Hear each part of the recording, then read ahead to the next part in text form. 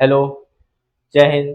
तो हम लोग का जो विषय चल रहा था, जैसे हम लोग पिछले वीडियो में गांधी युग को पढ़े थे, और आज का जो विषय है हम लोग का वो है मौलिक कर्तव्य। ठीक है कि हम लोग का मौलिक कर्तव्य क्या क्या है, जो 11 मौलिक कर्तव्य है उसको समझेंगे।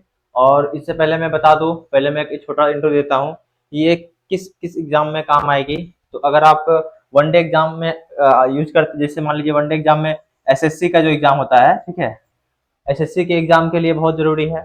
रेलवे के एग्जाम जो होते हैं, ठीक है, इसके साथ साथ अगर बैंकिंग एग्जाम में आती है, ठीक है, जहाँ जीके जी पूछा जाता है, जहाँ इस टॉपिक से कहीं भी टॉपिक, अगर मान लीजिए बीपीएससी है, वहां भी अगर पूछा जाता है, जो बीपीएससी का प्रीलिम्स होता है, या यूपीएससी हो, यूपीएससी का जो प्रीलिम्स होता है, वहां भी ये टॉपिक आपके काम में आएगी। तो हम लोग इसको ट्रिक से याद करेंगे, ना कि इसको हम लोग रटेंगे।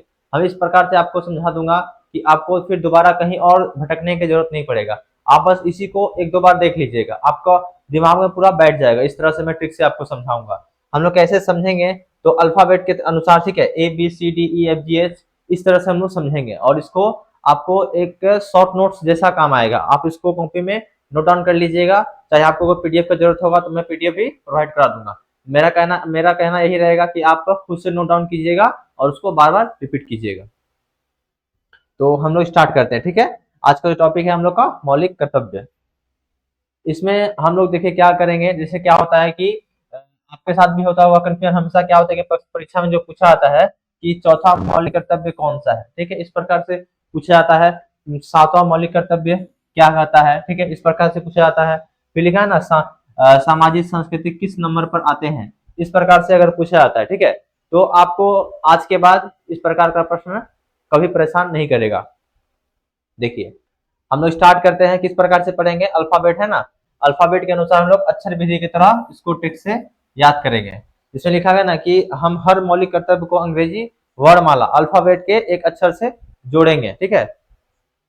तो कहां से कहां तक रहेगा ये, तो ए से लेकर के तक रहेगा, ठीक है, ए से लेकर के तक रहेगा। तो पहले हम लोग ए से स्टार्ट करते हैं। जो हमारा पहला मौलिक कर्तव्य है क्या है, राष्ट्रगान, एंथम, ठीक है। तो इसमें आप लोग ए से एंथम याद रखिएगा। क्या रखिएगा, लॉजिक क्या है यहाँ पर, ए से एंथम याद रखिएगा, ठीक है। एंथम का मतलब राष्ट्रगान, ठीक है, एंथम का मतलब राष्ट्रगान। तो पहला हम लोग का मौलिक कर्तव्य क्या है, लिखा गया है कि संविधान का पालन करें, ठीक है, और उसके आदर्शों, ठीक है, उसके आदर्शों और संस्थाओं, राष्ट्रध्वज और राष्ट्रगान का आदर करें। आपको क्या करना है, पहला जो हम लोग का मौलिक कर्तव्य है वो आप ए से याद रखिएगा। ए से क्या होता है, एंथम होता है। एंथम मतलब क्या होता है, राष्ट्रगान होता है, ठीक है। ये हमारा लॉजिक है। और इसमें पहला क्या बताया गया है कि संविधान का पालन करे, संविधान का पालन करे और उसके आदर्शों, राष्ट्रध्वज और राष्ट्रगान का आदर करे। आप इससे याद रख सकते हैं। ये हम लोग का पहला मौलिक कर्तव्य है। अब हम लोग बी से याद करेंगे। दूसरा क्या है, बापू। दूसरा क्या है, बापू। बापू में हम लोग क्या है, इसका लॉजिक रखेंगे। बापू ने राष्ट्रीय आंदोलन में महत्वपूर्ण भूमिका निभाई थी। बापू ने राष्ट्रीय आंदोलन में महत्वपूर्ण भूमिका निभाई थी। अब हम लोग का दूसरा मौलिक कर्तव्य यह है कि स्वतंत्रता के लिए हमारे राष्ट्रीय आंदोलन को प्रेरित करने वाले उच्च आदर्शों को क्या करना है, हृदय में संजोए रखे और उनका पालन करे। क्या कहा गया है कि स्वतंत्रता के लिए हमारे राष्ट्रीय आंदोलन को प्रेरित करने वाले उच्च आदर्शों को हृदय में संजोए रखे और उनका पालन करे।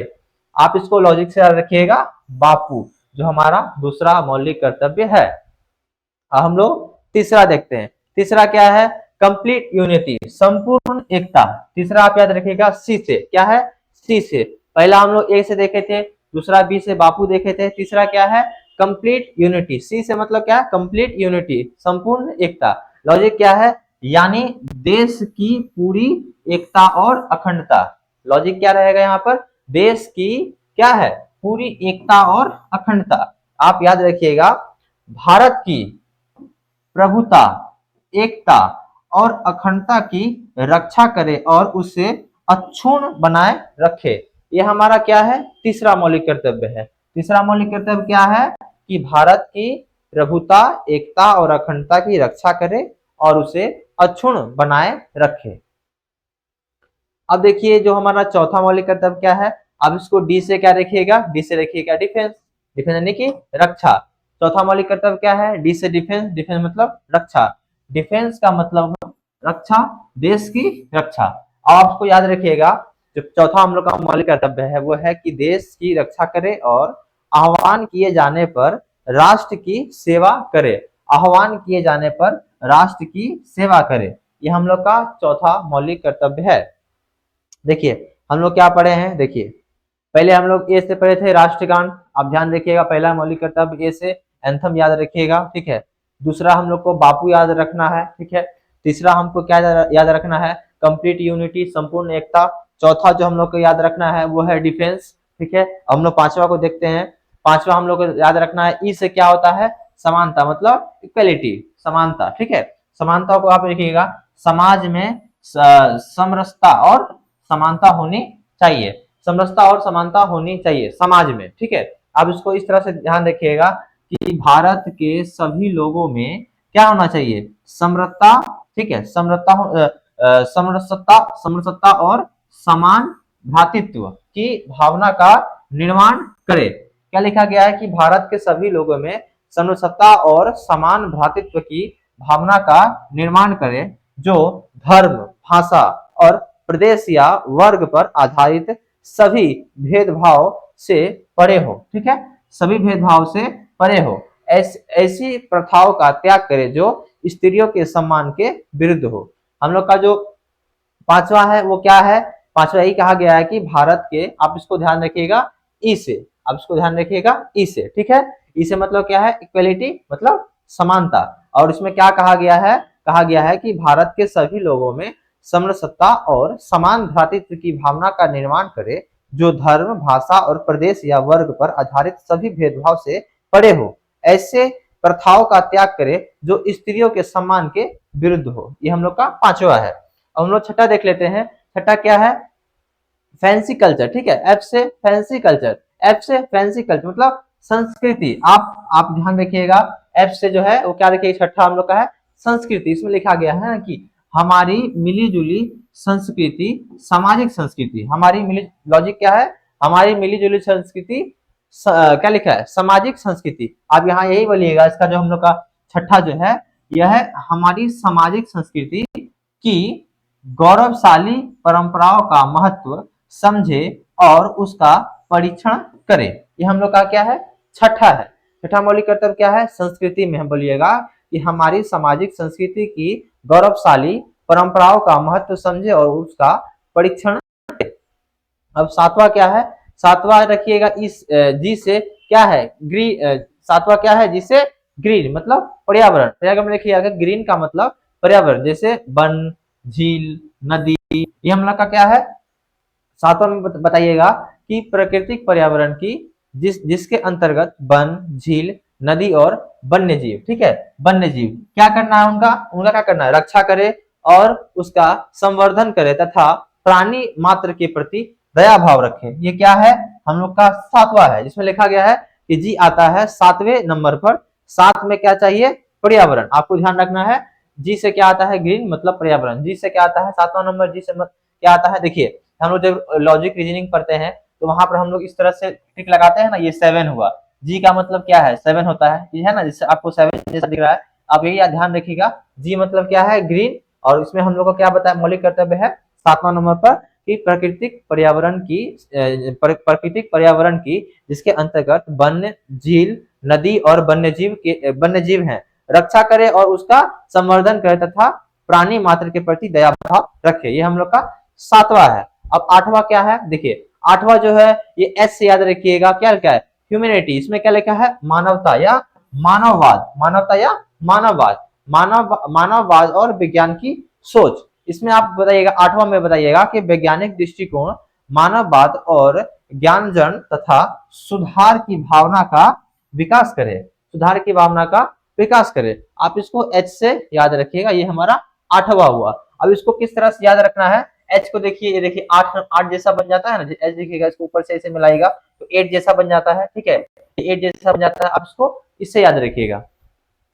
अब देखिए, अब है आई, आई है लिखा ना, इंडियन प्रॉपर्टी, संपत्ति, इंडियन जो प्रॉपर्टी होता है, मतलब एस आई से क्या रखना है, इंडियन प्रॉपर्टी मतलब संपत्ति। इसमें लॉजिक रखना है, यानी सार्वजनिक संपत्ति की सुरक्षा। सार्वजनिक संपत्ति की लॉजिक क्या है, सार्वजनिक संपत्ति की सुरक्षा। जिसमें बताया गया है कि सार्वजनिक संपत्ति को सुरक्षित रखे और हिंसा से दूर रहे, हिंसा से दूर रहे, हिंसा से दूर रहे। ठीक है, ये जो हमारा क्या है, ये कितना नंबर का आता है, ये हमारे 9वें नंबर पर आता है। हम लोग का 9वां मौलिक कर्तव्य यही है कि जो इंडियन प्रॉपर्टी है, जो संपत्ति, यानी सार्वजनिक संपत्ति की सुरक्षा, सार्वजनिक संपत्ति को सुरक्षित रखे और हिंसा से दूर रहे, ये हमारे 9वां मौलिक कर्तव्य है। अब आते हैं हम लोग 10वें नंबर पर।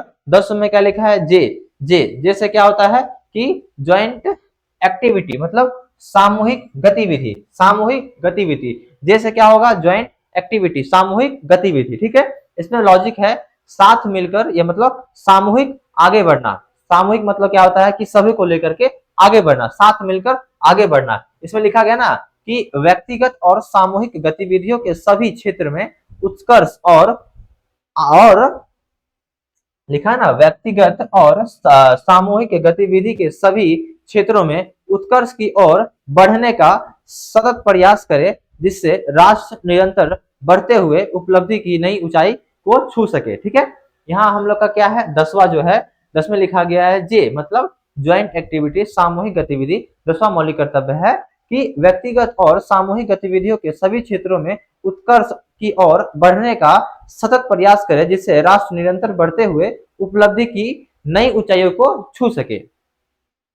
अब देखिए हमारा जो 11वां है वो क्या है, देखिए 11वां जो है हम लोग का मौलिक कर्तव्य, और ये हम लोग का क्या है, लास्ट है। ठीक है, जो 11वां मौलिक कर्तव्य है ये क्या है, लास्ट है। इसमें लिखा गया ना किड्स एजुकेशन, मतलब बाल शिक्षा। इसमें लिखा गया है कि बच्चों की पढ़ाई, यह सबसे अंत में जोड़ा गया था। ठीक है, बच्चों की पढ़ाई, इसको लॉजिक से याद रखिए, बच्चों की पढ़ाई क्या है, बाल शिक्षा। इसको क्या किया गया है, सबसे अंत में जोड़ा गया है।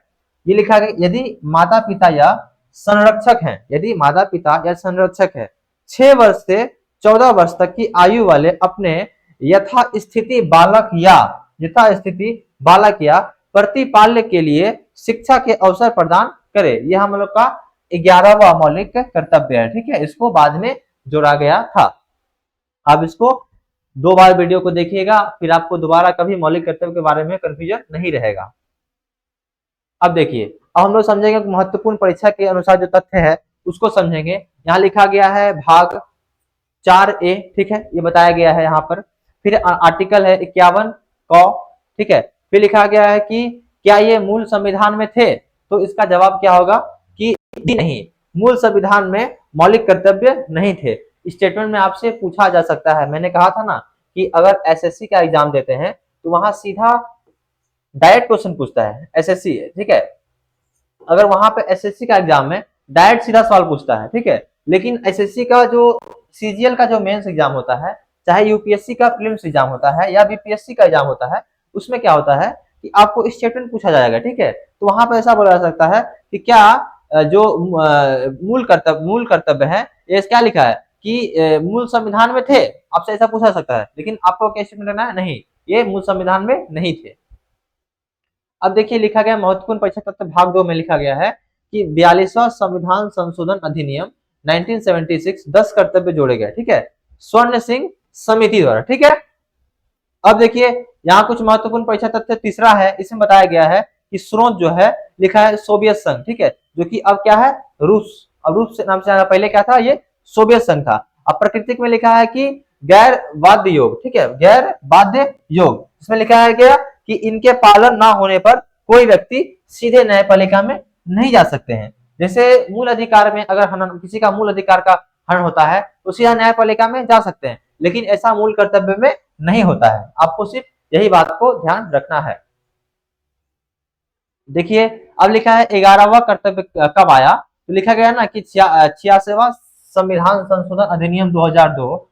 ठीक है, फिर लिखा है सब्जेक्ट क्या है, 11वां मौलिक कर्तव्य। ठीक है, फिर लिखा है ना 6 से 14 वर्ष के बच्चों की शिक्षा के प्रति जो आया था। मैंने जो बताया था कि लास्ट वाला जो कब आया था वो आया है 86वां संविधान संशोधन 2002 के द्वारा, 11वां मौलिक कर्तव्य। ठीक है, जो क्या है, किड्स एजुकेशन। हम लोग के से याद रखना है, किड्स एजुकेशन। ये क्या है, इसमें क्या कहा गया है कि 6 से लेकर के 14 वर्ष के बच्चों है उनके लिए शिक्षा मुहैया करवाना। ठीक है, अब देखिए इसको लास्ट में रिवीजन से आप याद रखिएगा। ए से हम लोग एंथम देखे थे, बी से बापू, ठीक है, फिर सी से क्या लिखे, कंप्लीट यूनिटी, सी से कंप्लीट यूनिटी, डी से डिफेंस, ई से इक्वालिटी, फिर लिखा है फैंसी कल्चर, ठीक है, एफ से, जी से ग्रीन, एच से ह्यूमैनिटी, फिर लिखा है आई से इंडियन प्रॉपर्टी, ठीक है, फिर जे से ज्वाइंट एक्टिविटी, के से किड्स एजुकेशन। ये हमारा पूरा 11वां मौलिक कर्तव्य कंप्लीट होता है। मैं आशा करता हूं कि आपको यह जो वीडियो है अच्छे से समझ में आया होगा और यह आपके वनडे एग्जाम के लिए बहुत महत्वपूर्ण है। अगर आपको यह वीडियो अच्छे लगे तो कृपया मुझे कमेंट में बताइए कि क्या आपको यह ट्रिक अच्छा लगा या नहीं लगा।